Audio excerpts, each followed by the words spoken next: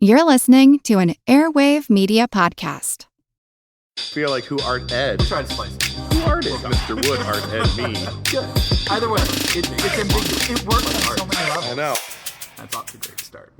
Welcome to Who Arted, weekly art history for all ages. I'm your host, Kyle Wood, and today we're looking at the life and work of Helen Frankenthaler. Now, Helen Frankenthaler was born in Manhattan, New York, December 12, 1928. It's said that as a child, she would walk to the museum drawing a chalk line from her apartment to the Metropolitan Museum of Art. I have to imagine as she walked that path, she dreamed of one day having her work housed in their incredible collection. And today, of course, the Met does have a number of works by Helen Frankenthaler. But that would come later. Now, Helen was the third daughter born to a family with the financial means to nurture her creativity. Her father was a prominent judge on the New York State Supreme Court, and her mother had some unfulfilled dreams of becoming an artist herself. Growing up, the family would travel, instilling a love for landscapes, sea, and sky. Young Helen showed a talent for art in conventional painting and drawing, but also in some unexpected ways. There's a story that as a child, Helen Frankenthaler poured her mother's nail polish down the sink to watch the colors flow. Now, I do have to say, for any children listening, please don't do that. It's horribly wasteful and probably bad for the pipes. Nail polish remover can destroy pipes and even cause an explosion if poured down the drain, and some nail polishes are considered hazardous waste, which really raises questions about why they are used in beauty products. But maybe that should be covered another day in one of my October not-so-fun fact horror episodes like Killer Wallpaper or The Radium Girls. For now, let's just say her pouring the nail polish to watch the color swirl was cute foreshadowing, but if any young listeners want to conduct similar experiments, please just use watercolors. Helen's parents nurtured that creative spirit by sending her to the finest schools around. She attended the prestigious Dalton School. At 15, she studied under the Mexican painter Rufino Tamayo. While Tamayo's contemporaries like Diego Rivera produced politically charged works, Tamayo's work had a broad appeal as he focused on more neutral, tranquil, and joyous subjects. He had grown up raised by a successful fruit vendor, and in many of his paintings, he focused on watermelons, pineapples, and other fruits and symbols of abundance and pleasure. Under Tamayo, Frankenthaler learned to paint a still life, but I have to imagine that tone, focusing on beauty, had a lasting impact on her conception of the meaning and purpose of art. While many of her contemporaries in the Abstract Expressionist movement were largely focused on the internal world of their emotions, ideas, and their personal idiosyncratic movements, Frankenthaler's work was a little bit more outward-looking, and as she talked about her work in numerous interviews, she would talk about finding the beauty. Her pieces call to mind landscapes with names like mountains and sea or the bay, which we'll dive into a little later. By the age of 16, she was determined to be an artist and enrolled in Bennington College in Vermont. There, she studied under Paul Freely, who was a big fan of Picasso. He was also sort of influential in the New York abstract expressionist scene, helping to put together collections and exhibitions. At Bennington, she was taught to paint in that modern style of cubism, and for a little while, she was kind of doing stuff in that vein. In 1948, after years of study and practice honing her skills as a painter, she moved back to New York. Frankenthaler immediately immersed herself in the art scene with a small, intense circle of artists and critics who would come to define art for a generation. In 1950, she began dating the critic Clement Greenberg. Greenberg was highly respected despite being generally disrespectful towards everyone around him. He was passionate and forceful in his writings about art.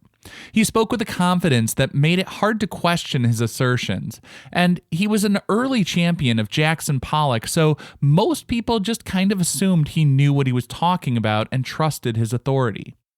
Unfortunately, he was known to be combative and apparently couldn't turn off the critic side of himself, even keeping a notebook critiquing his girlfriend's physical appearance. Ugh. While I imagine a lot of that time was awful, he definitely helped her career. It was Greenberg who introduced Frankenthaler to Jackson Pollock and Hans Hofmann, two more men who, to put it generously, are never going to be described as feminists. Hoffman is said to have commented on the work of Lee Krasner, another great modern painter, saying, quote, "This is so good you wouldn't know a woman painted it," end quote. I think that statement really summarizes the tone of the New York art scene in the 1950s and what Helen Frankenthaler was up against. In 1952, after visiting Jackson Pollock's studio, Frankenthaler said she felt compelled to adopt his method of painting on the floor. By moving the painting off the easel and encountering the canvas as a horizontal plane, she could work differently as gravity no longer worked against the piece. She would lift and tilt the canvas on occasion to introduce an element of chance, but she retained some control over the drips. Of course, Jackson Pollock was the one who had become famous for his drip painting method. So the question for a lot of people might be, how could you move further into abstraction than dripping paint? The next logical evolution beyond a drip would have to be a pour. On October 26, 1952, Helen Frankenthaler walked from her apartment to her studio on West 23rd Street.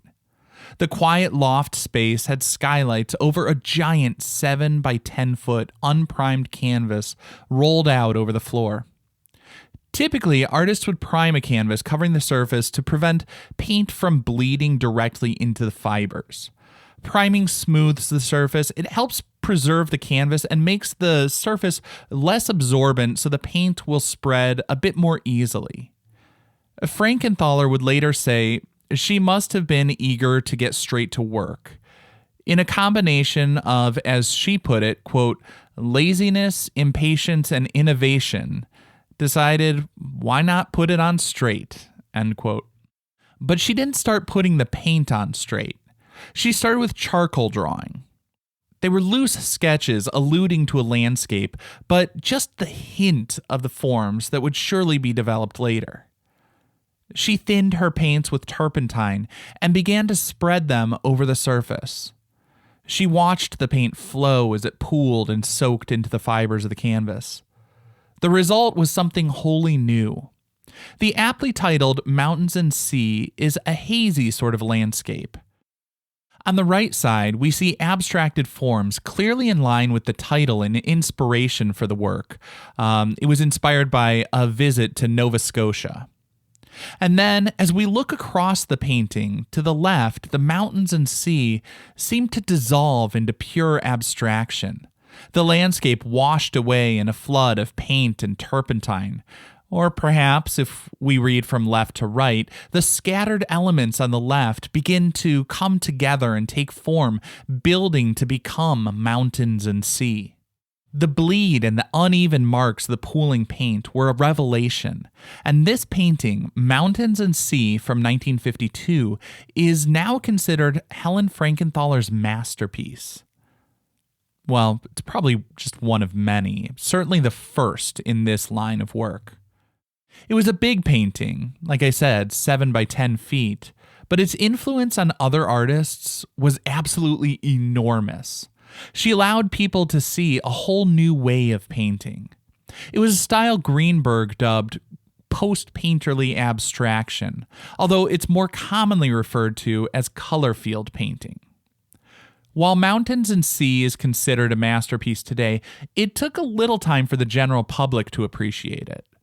Frankenthaler knew she was onto something. She never doubted her work. Clement Greenberg brought other Abex painters to her studio to see it, and they loved it. But when Frankenthaler put it in a show, It and pretty much all of her other works went unsold. I think it was priced at only like $100 or something like that, and today it'd be valued in the millions. Now, after the break, we'll go a little further into her life and her work with The Bay from 1963.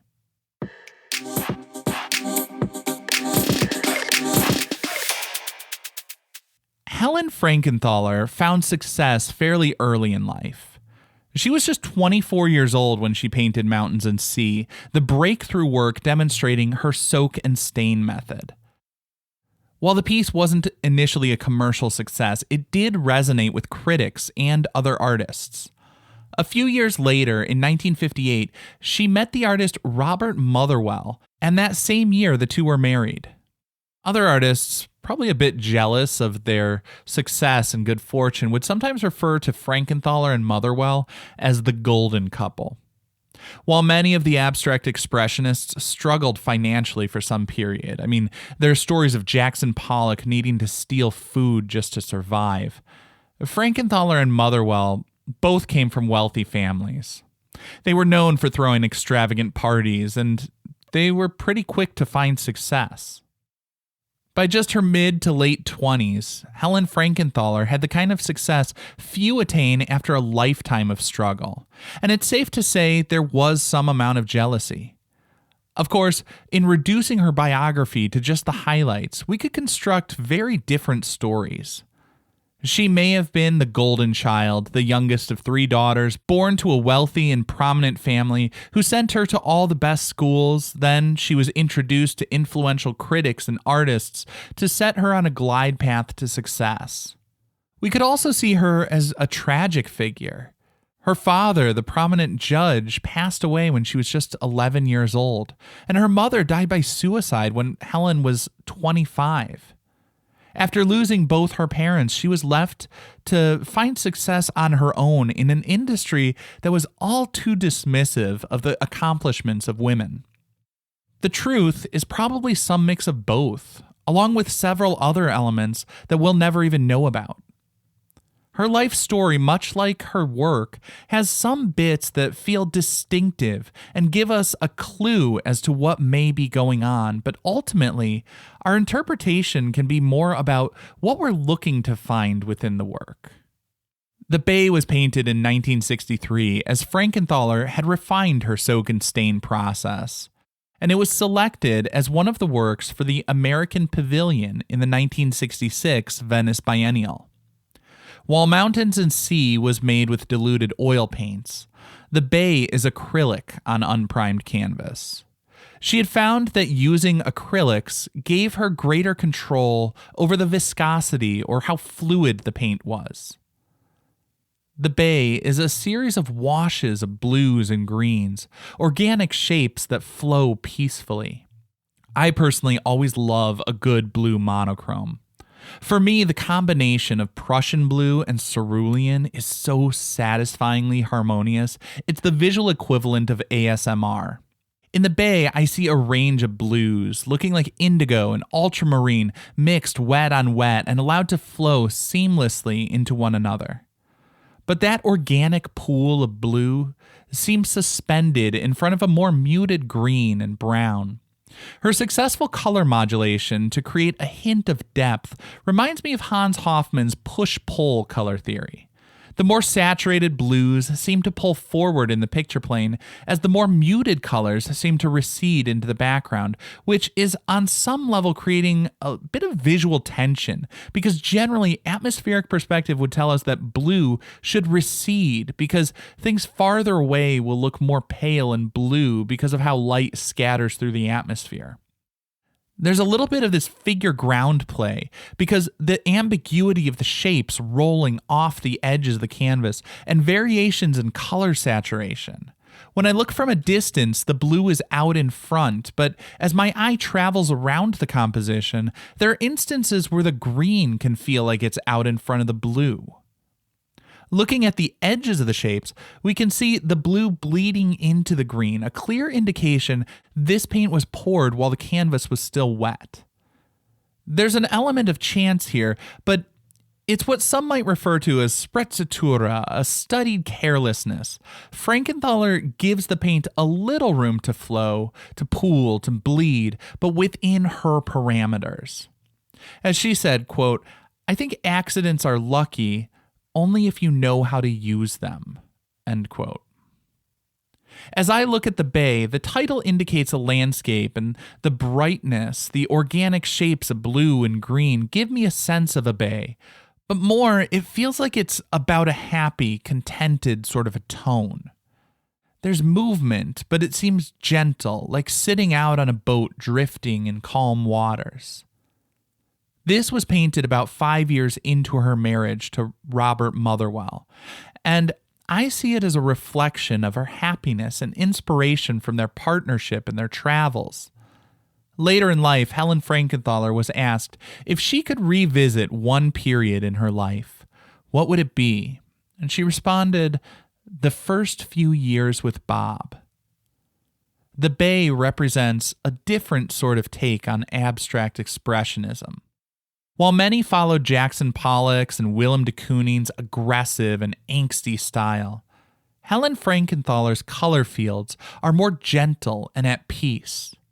Her work was a breath of fresh air, showing that painting could reduce art to the fundamental elements in line with esoteric modernist philosophy and still be beautiful and joyous. This concludes this week's episode of Who Arted, part of the Airwave Media Podcast Network. If you found this tolerable, please leave a rating or review on your favorite podcast app. You can find images of the work being discussed this week and every week on social media at Who Arted Podcast on Twitter, Instagram, and TikTok, and of course on the website whoartedpodcast.com. Podcast done.